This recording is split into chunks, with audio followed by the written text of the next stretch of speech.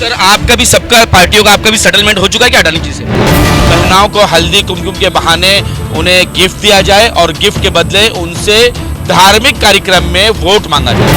Sir हर मंच से आप ये ऐलान तो कर रहे हैं कि हमारा महापौर होगा, हमारा महापौर होगा। क्या महापौर धारावी कर चुन के देंगे या वोट चोरी करके लेंगे? पहले के कैसे होता था? अडानी ही क्यों? अडाटा भी हो सकते थे, MIDC भी हो सकता था, हिरानंदा भी। तुझ्यासाठी तुझ्यासाठी तुझ्यासाठी तुझ्यासाठी आले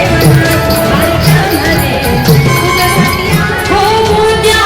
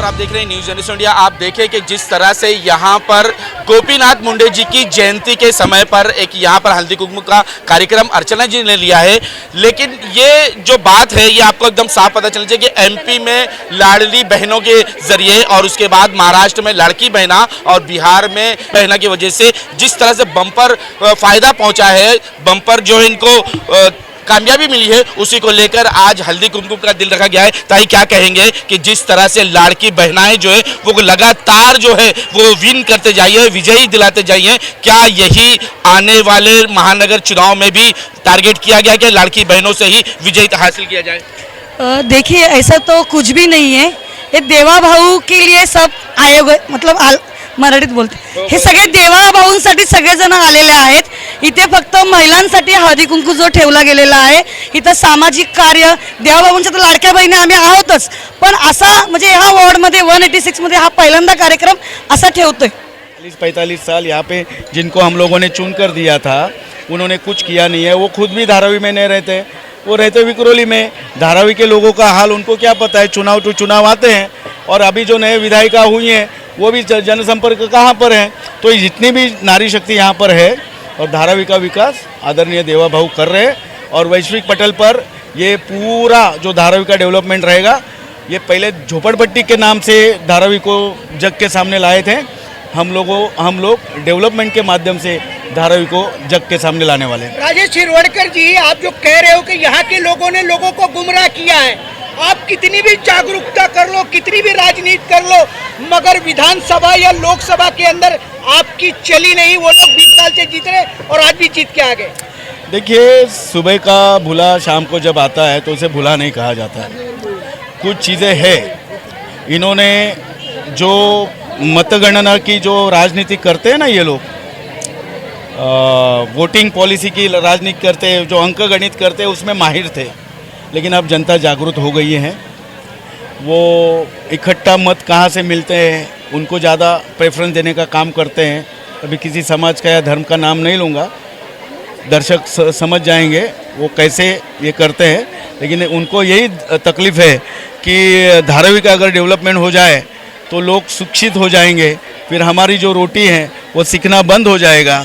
तो इसलिए वो चाहते हैं कि धारावी की जनता वैसे ही रहे.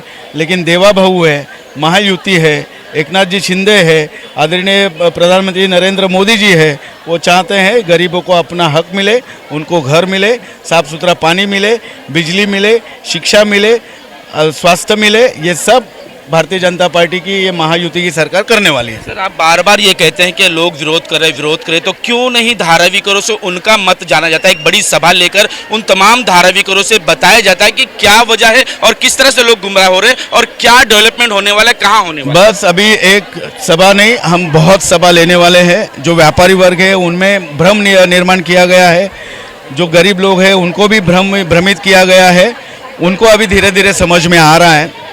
ये अदानी जी को विरोध कर रहे हैं, अदानी जी का पक्ष में नहीं ले रहा हूँ, लेकिन अगर कोई डेवलपमेंट के लिए आगे बढ़ा है तो ये जब तक उनके घर तक नहीं जाते या इनको कुछ मिलता नहीं तब तक विरोध है।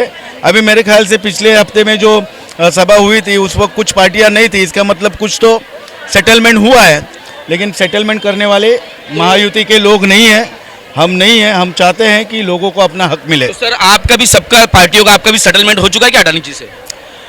पहली बात यह है, सेटलमेंट करने वाले कौन है जिन्होंने 25 साल महानगर पालिका को लूटा, वो तो आज भी विरोध कर रहे हैं। 5% के हिसाब से 5% कमीशन के लिए लूटा 25 साल में, वो उनको ही लख लाभ है।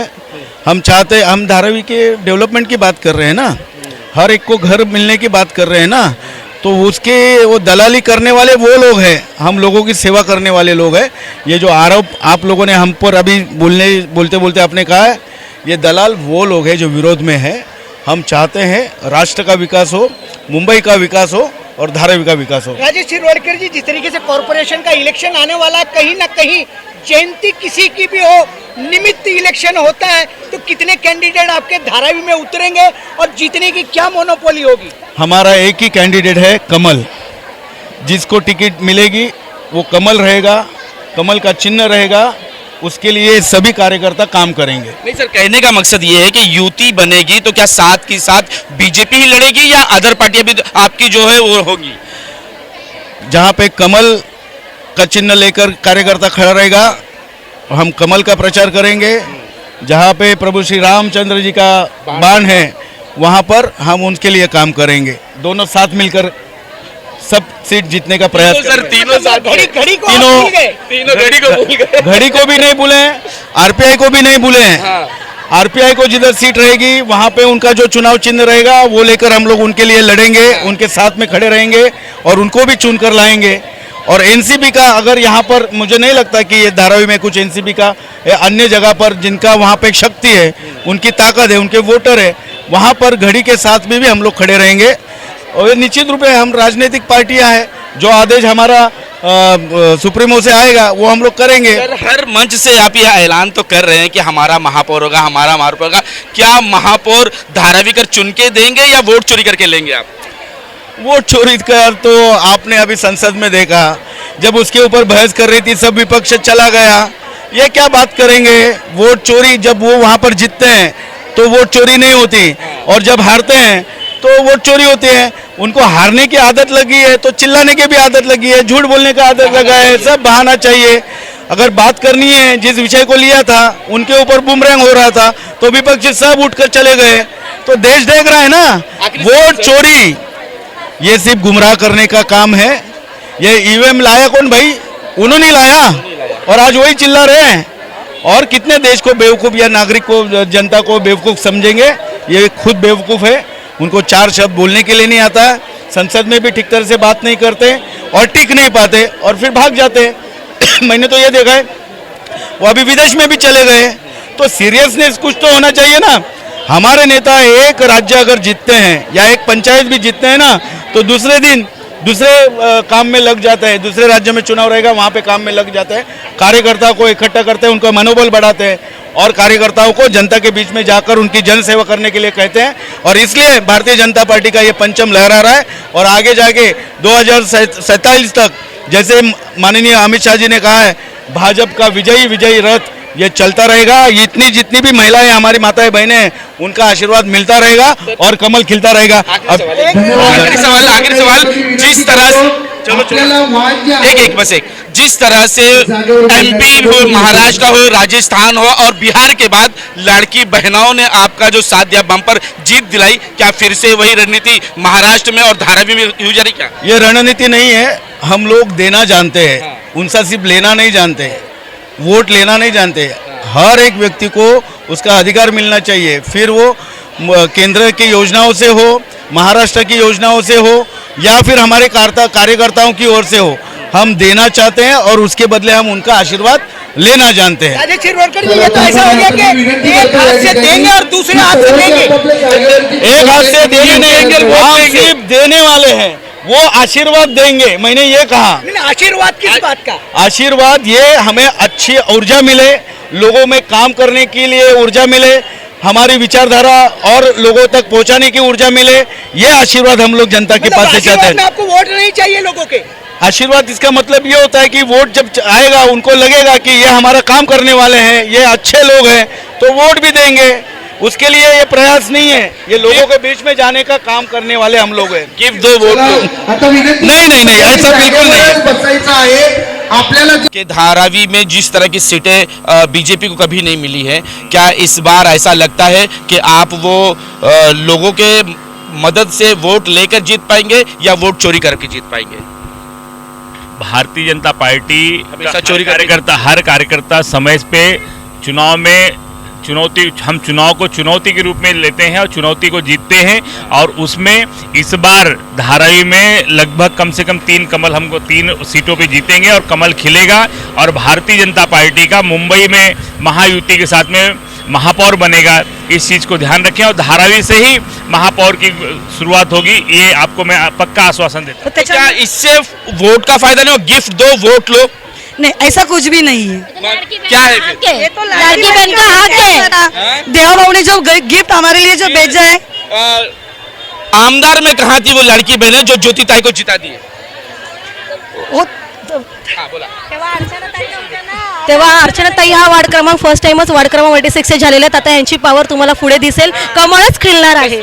कसला पावर सामाजिक लाडकी कार्य- बहिणीची लाडक्या बहिणींचा नाही. गिफ्ट देऊन वोट यायची. आजपर्यंत या धारावीमध्ये कोणत्याही योजना आलेल्या नाहीये. जे तुम्ही आमदार बोलतात ते खासदार बोलतायत, तर योजना कोणी आम्हाला राबवण्यात आलेल्या नाहीयेत. जेव्हा लाडक्या भाऊंनी सांगितलं तर आजपर्यंत धारावीत पोहोचले गेलं. जेव्हा वार्ड क्रमांक 186 झाला, त्यांच्या मार्फत हा पहिला प्रोग्राम धारावीत झालेला आहे. यावेळी गिफ्टची दिवाळीची गिफ्ट भेटली का तुम्हाला? दिवाळीचे गिफ्ट सगळ्या घरोघरी जाऊन भेटलेले आहेत.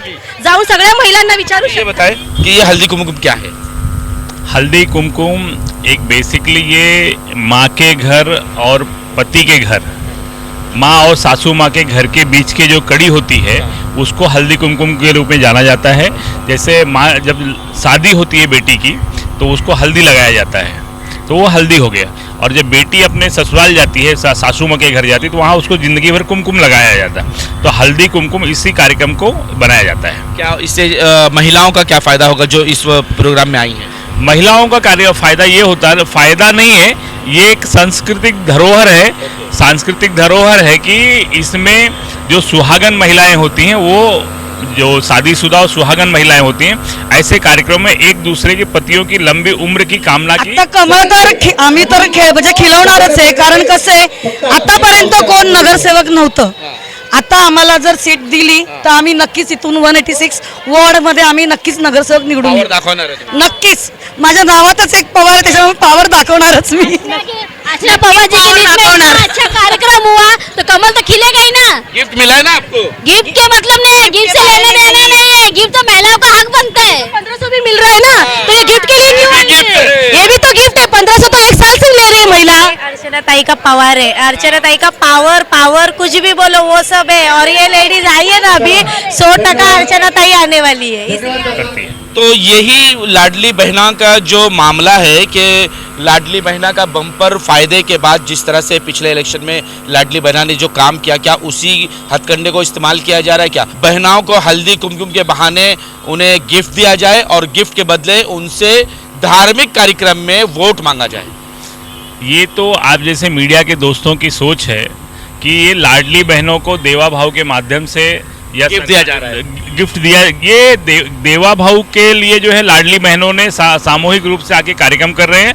ये देवा भाव को धारावी की जनता ने धन्यवाद कहना चाहते हैं कि धारावी के विकास के लिए उन्होंने गति दी, धारावी को मेट्रो से जोड़ा, धारावी के लोगों को 500 स्क्वायर फीट मिले, उसके लिए एक कमेटी बनाई कि भाई आप इसमें काम करें कि अगर हम धारावी के लोगों को दे सकते हैं कि नहीं। अभी तक तो 350 गारंटेड है और सारा का सारा प्रोजेक्ट अपने मित्रों को दे खाली, और किसी को नहीं। अभी जो ये सारे प्रोजेक्ट करने के लिए मेरे पास तो मैं रमाकांत गुप्ता, मेरे पास तो इतना बड़ा पैसा नहीं कि मैं पूरी धारावी का कायाकल्प कर सकूं।